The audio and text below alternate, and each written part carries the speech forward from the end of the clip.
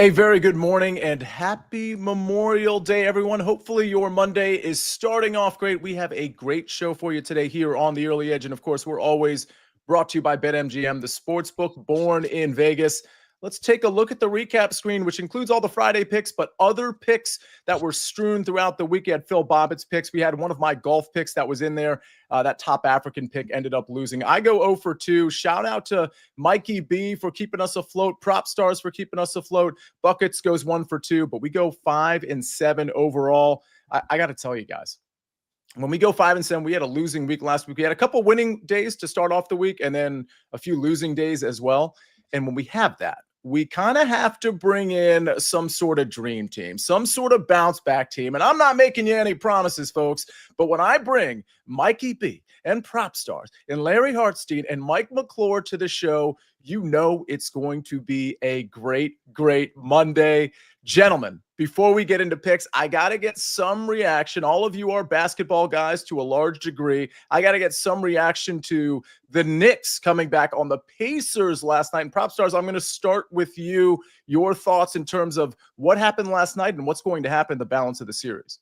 If there was ever a must-win game, that was essentially Game 7 for the Knicks. Obviously could not find themselves down 3-0 with that fourth game in Indy, all but over if that's the case. So I was impressed with their resiliency. At one point, down 10 points. They trailed for the majority of the first 3 quarters. So the Knicks showed a lot of moxie. I was impressed, although I do believe this series ultimately will not eclipse 6 games. And I think Indy will take care of business in Game 4.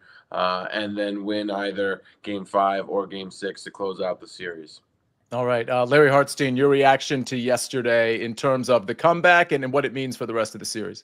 Well, I think Tom Thibodeau learned something, that you have guys on your bench that can actually play basketball, maybe give you some good minutes, maybe give you some good defense. And there's the added bonus of you get to rest the guys that you've run through the ringer all season. And when they come back, like Karl Anthony Towns came back after 4 points through 3 quarters, and then all of a sudden he goes nuclear with the jam down the lane, the 3-pointers. Clearly Brunson was energized, getting some rest. But I think I said before the series, these are 2 even teams. It's going at least 6 games. Yeah, probably the Pacers still get it done, but that was fun to watch. Mike, I'm going to give you the final word on this. Mike McClure on the final word on this in terms of do you think this series goes 6 or 7, or do you think the Pacers win the next one and then we get, basically maybe Pacers in 6? Look, I like the Pacers. I think we get 7 games here, honestly. Mm-hmm. The Pacers were the better team for most of the series. They let one get away last night. It wasn't the Knicks winning. It was the Pacers, just some of the clock management. I mean, I know that you don't like to get into play those kind of numbers like you would in a football game, for example, but they could have won that game simply by just using shot clock and possession and literally shortened the game, right? So for me, they let it get away. The Knicks learned something. The Knicks obviously have a ton of confidence coming after that win. Like Larry, I thought the teams coming in were pretty even overall. And I think that we're going to ultimately get a long, lengthy series now. I think it was very close to being 4-0. I think they were looking at flights to Cancun. They were looking at a lot of things. But the way that game, I think that game can definitely flip a series. Yeah, absolutely. All right, PropStarz, I want to get to your pick, but Mikey B, I need 30 seconds from you because you went 2-0 on Friday, and you had that seminal moment in your marriage where you had to decide whether to watch Knicks Pacers or go celebrate your anniversary by watching, I guess, Tom Segura's comedy show. How did that work out, and are you happy with your decision? I'm very happy with my decision. I missed the entire game. We went out to dinner. I said it was a couples thing. We went out to dinner beforehand. The dinner never showed up. We had to leave, or we were going to miss the comedy show. So I ended up having to go out to dinner after. I had to go out after the comedy show. I didn't get home until the final seconds of the game. I missed the whole thing. Bummer. Wow. My wife was happy. It was fine. I could not get my phone out. They were kicking people out if you took your phone out. There was a guy in front of me with a Knicks hoodie on. He was getting up every 15 minutes and going out into the lobby, I assumed to check the score, and coming back in. Wow. I can't believe you didn't get your. That's a terrible story. But you ended up going 2-0. All right, let's get to some picks. PropStarz, we're trying to go 1-0 with a game tonight. You're looking at Anthony Edwards. Talk to me.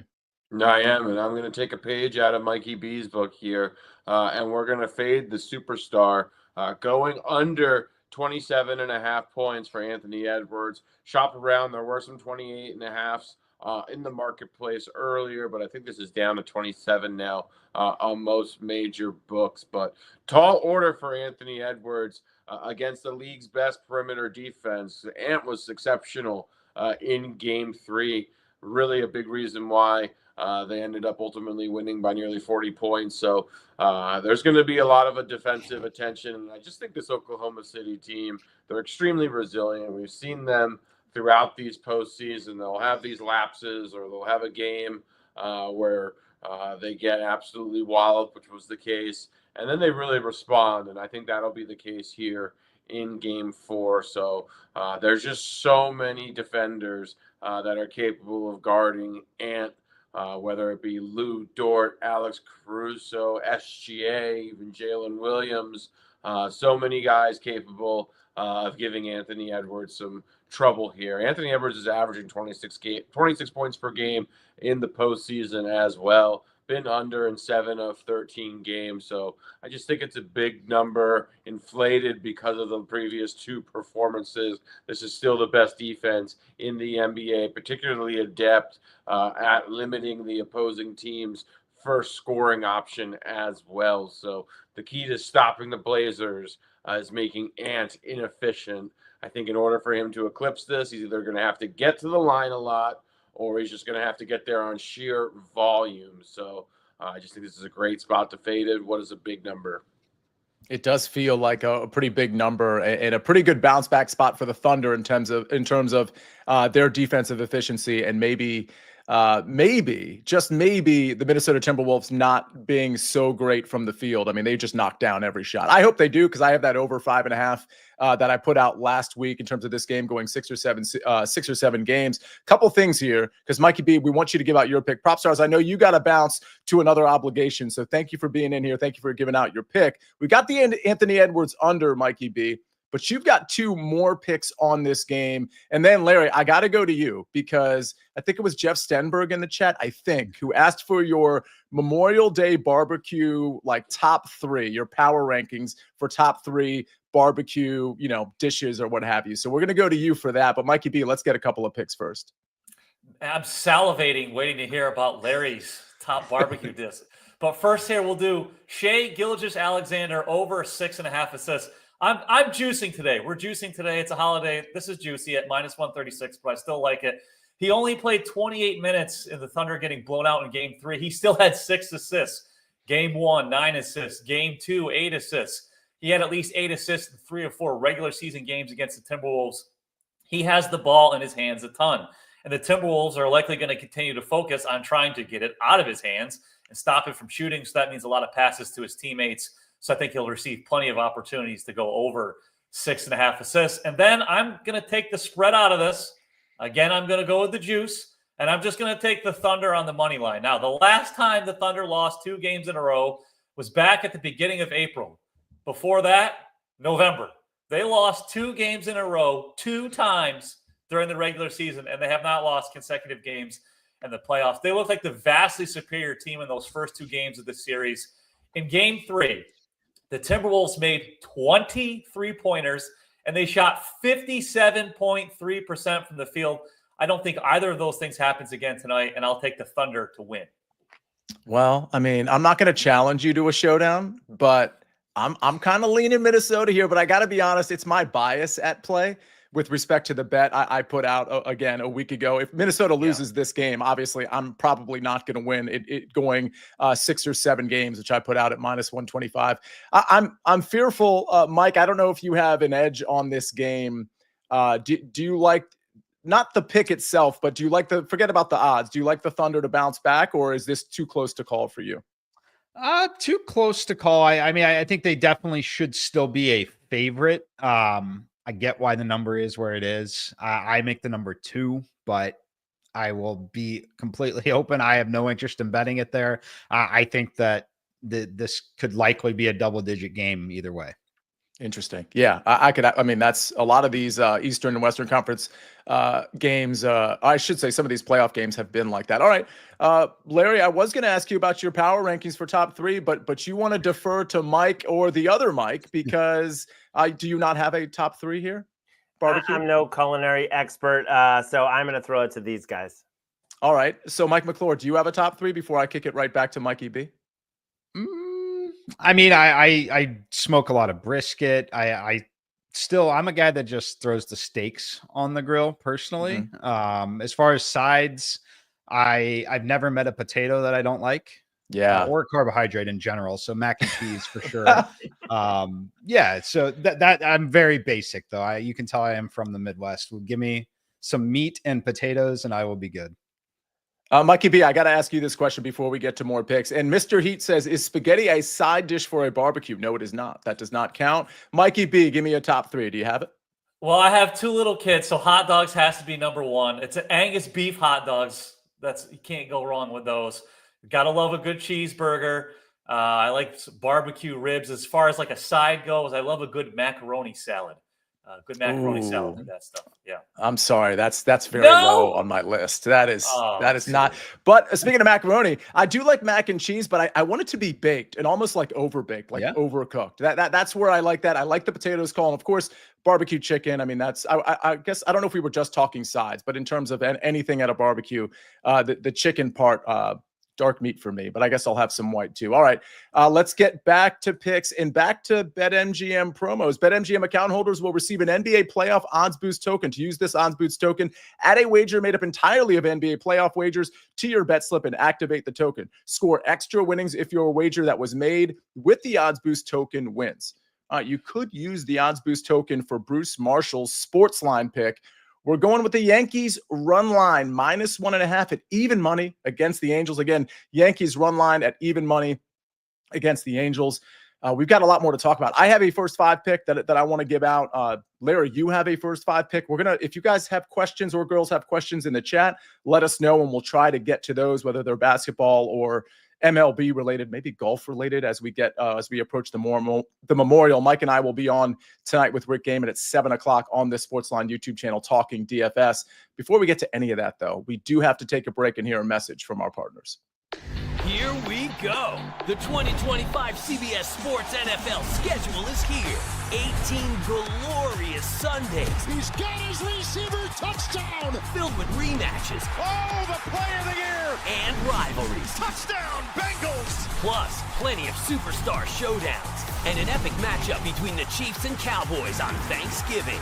Clear your Sundays beginning September 7th for the NFL on CBS and Paramount Plus. We're back on the early edge, brought to you by BetMGM, the sportsbook born in Vegas. And I forgot to mention we have tennis bets too. Mike, the French Open is it here already? Have we started the French Open? We have started. We have several matches on right now. We're in the middle of major tennis season here. And I'll say, I think we all know, Larry, it's not just Mike that gives out tennis bets, particularly in the SportsLine Discord. We've got, can you remind me who it is that's giving it? Let's always talking tennis in SportsLine's Discord. Yeah, it's Jose Honorado, our tennis expert, but there's also a lot of other members who are sharp tennis-wise who are sharing their plays in there. Yeah, that's the thing that I think people don't really appreciate about the SportsLine Discord is that it's all of you that are sharing sharp picks as well. So much appreciated there. Let's get some SportsLine picks. In terms of the home run model plays, we got a few here. O'Neal Cruz, he hit some hard. You might have noticed that yesterday. Plus 300 is the SportsLine number. Real odds plus 390. Then we go to Junior Caminero. Plus 365 is SportsLine odds, but the real odds plus 450. And then Cody Bellinger. Our odds say plus 380 in terms of SportsLine's prediction, their model, plus 475 are the real odds. So some pretty good value across the board on O'Neal Cruz, Junior Caminero, and Cody Bellinger. If you have somebody you think is going to go the yard, put it in the chat. Let me go, Larry, before we get to your first five and before we get to the tennis pick, I'm going with another first five. This is the first game of the day. I think this one's at 110. Kind of a weird travel spot for San Francisco, but I'm going to take them at Detroit. Detroit did not have to travel yesterday. San Francisco traveling from Washington, just in the middle of a road trip here. But I like the first five money line because I just want to fade Montero. I mean, Birdsong has been actually pretty good, a bullpen arm, or at least known to be a bullpen arm. Got a lot of experience last year.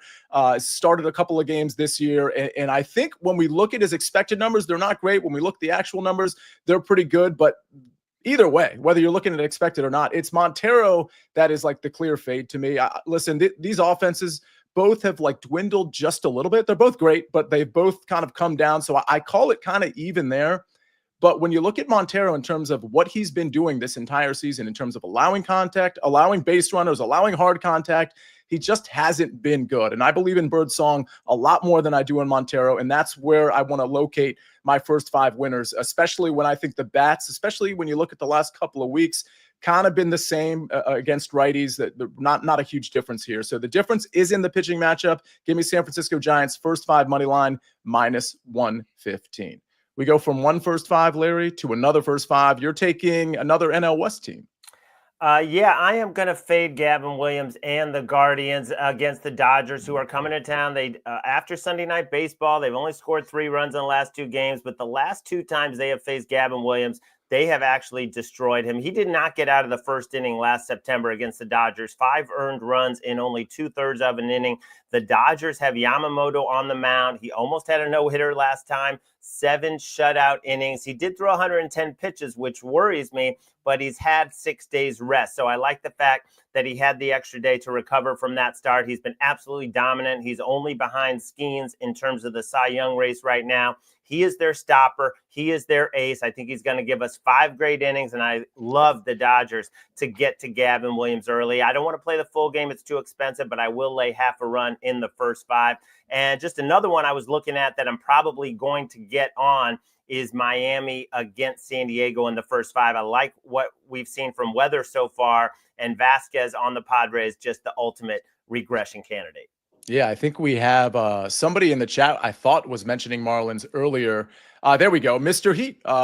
Who was that? Mr. Heat was what was his dish that I said doesn't count? Oh, it was spaghetti at a barbecue. Yeah, sorry about that. But this one's good. This one's a hit. Marlins first 5, he says, and Liddy loves your pick. The first pick you gave out, of course. That second pick was an unofficial play that you might make official. Is that clear, Larry? Yeah, I'm just trying to figure out, if I want to play it on the money line, want to take the half a run, just which angle to play it, trying to figure out. But I do want to be on Weathers today. Okay, CID says Freeman home run. That's always a good call. Ryan Dietrich says, let's see, beer can chicken flavored Pringles spotted at the store the other day. I don't even know if that's a good or a bad thing. Let's see. CLE fan says Freeman, Otani, Betts, Hernandez, all worth a sprinkle. We're going to get to the French Open bet, but there's a lot of people in the chat who have mentioned, and some of you might be taking the day off from watching this show, although we do have a lot of people watching. Hit the like button if you could. But I do want to, everybody's reminding us, happy Memorial Day, and remembering all the sacrifices that people have gone through just for us to kind of live the lives we lead. But I do think it's worth mentioning on a day like this, how lucky we are to be doing this show, and how lucky we all are just to be watching this show and being a part of this. And I do want to also emphasize to bet responsibly. This is supposed to be fun. I don't know that doing these shows is work for us. I think the background stuff that we do might be work, but when we come here, we're just having a good time with you all. And we appreciate, even on a Memorial Day, you being in here. Let's remember all those sacrifices that you all are mentioning, but do not forget to bet responsibly. This is, at the end of the day, for most of us, something that is supposed to be very, very fun. So let's keep it that way. All right. Tennis is fun. Mike McClure, after that speech I just gave, we need an actual pick. Talk to me about the French Open. Yes, tennis is fun, Sia, especially at 5 in the morning with a little black coffee and the dirt that they are playing on. How about Medvedev and Norrie? I went over on the total games here. You can find 34.5s. You can find 35.5s. I want the 34.5 to be a very strong priority if you can. The reason for that is we can reasonably still cash this in a straight sets victory by Medvedev. I think we're going to get long rallies. I think we're going to get longer sets here. Ultimately, I think Norrie finds a way to get his first set ever off of Medvedev in this particular setup. So when you talk about Daniel Medvedev, he is long, he is powerful, he plays very far back at the baseline, and it is great on hard courts, not so good on clay courts, by far his worst surface. Norrie, the exact opposite. Norrie is someone who thrives on clay. Just a massive contrast in styles, which I think leads to longer sets, a longer match potentially, but over 34.5 games. Again, I think this should universally be 35.5 or 36.5 by the time this match starts. At 36.5, it's definitely going to require a fourth set to get there.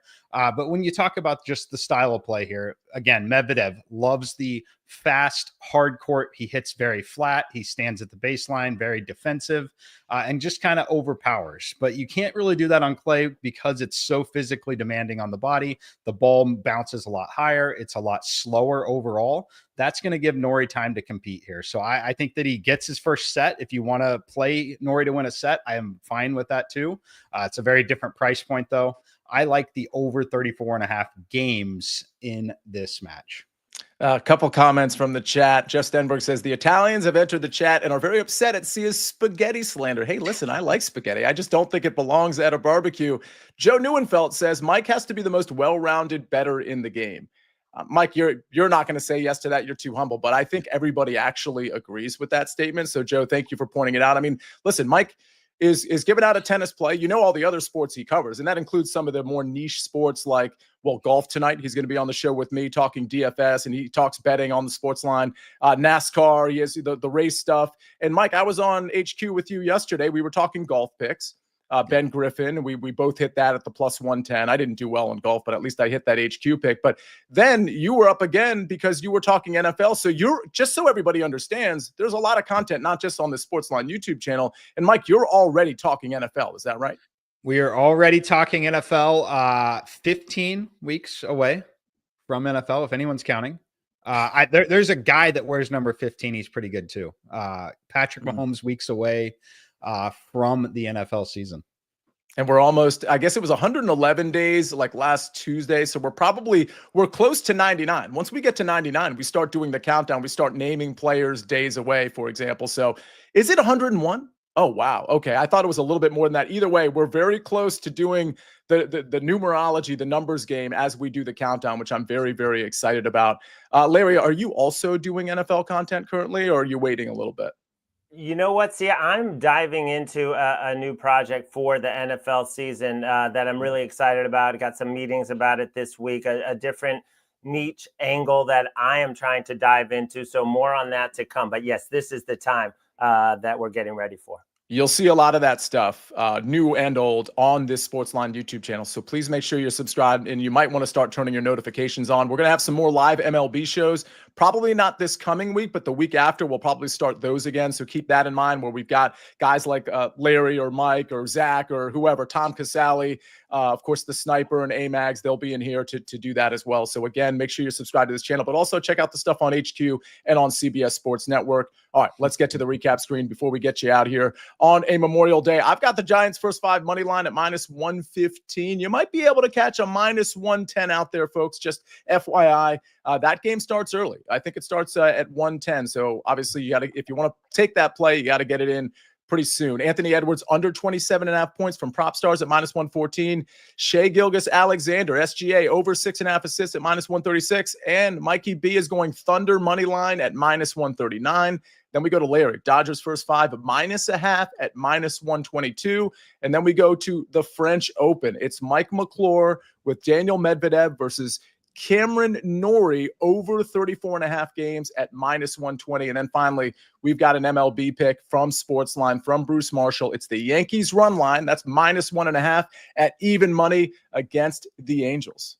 Wow, what a day. Hopefully we answered some of your questions. I got to thank everybody for being here on a day where we're kind of just taking off and kicking our feet up. Hopefully we can watch some games, cash some tickets. I see Katie Taylor in here, Joseph Akers, David Talk always in here, Aaron Bailey, Steve Volkerts, Jen M is in here, CID, Jeff Stenberg, John, Brad Morris. Thank you everybody for being in here. We really appreciate you every single day, and we're going to do it again tomorrow. We'll do the DFS show tonight. Like, we got a lot of content coming on this SportsLine YouTube channel, so if you are kicking your feet up, join us at 7 o'clock tonight. And, of course, join us tomorrow at 10 o'clock. On behalf of PropStarz, Mikey B, Mike McClure, Larry Hartstein, and we got Ryan Stryker helping us out on the 1s and 2s and 3s and 4s. Have a great Memorial Day. This is The Early Edge. We rest our case.